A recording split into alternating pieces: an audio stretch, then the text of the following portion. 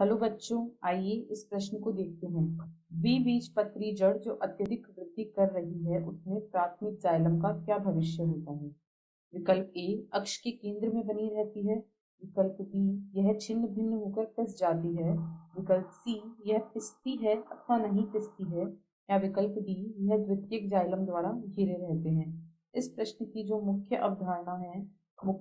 अवधारणा वह है प्राथमिक जाइलम।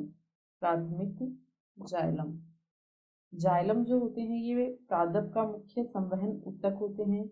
इनका प्रमुख योगदान जल के स्थानांतरण में होता है। जाइलम जो है यह एक जटिल स्थायी ऊतक होता है तथा यह मुख्यतया जल का संवहन करता है। प्रोकैम्बियम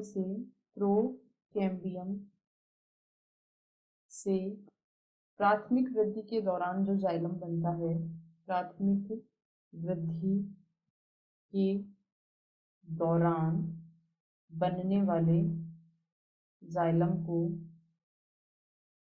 प्राथमिक जाइलम कहा जाता है। यह जाइलम प्राथमिक वृद्धि के दौरान बनता है, इसीलिए इसे प्राथमिक जाइलम कहा जाता है। इसमें प्रोटोजाइलम तथा मेटाजाइलम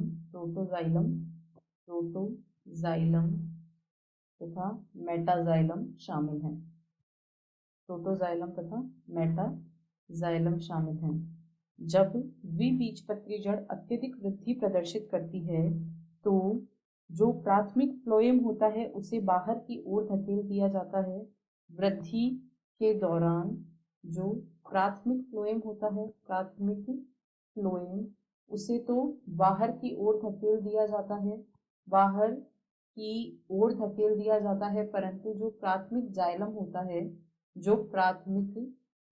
होता है उसकी स्थिति अक्ष के केंद्र में बनी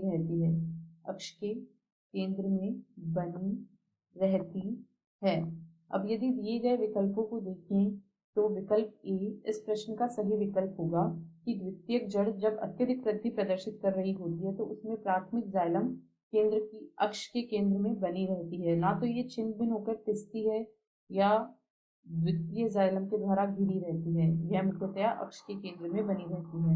अतः इस प्रश्न का सही विकल्प होगा विकल्प ए। आशा है आपको प्रश्न समझ आया होगा। धन्यवाद।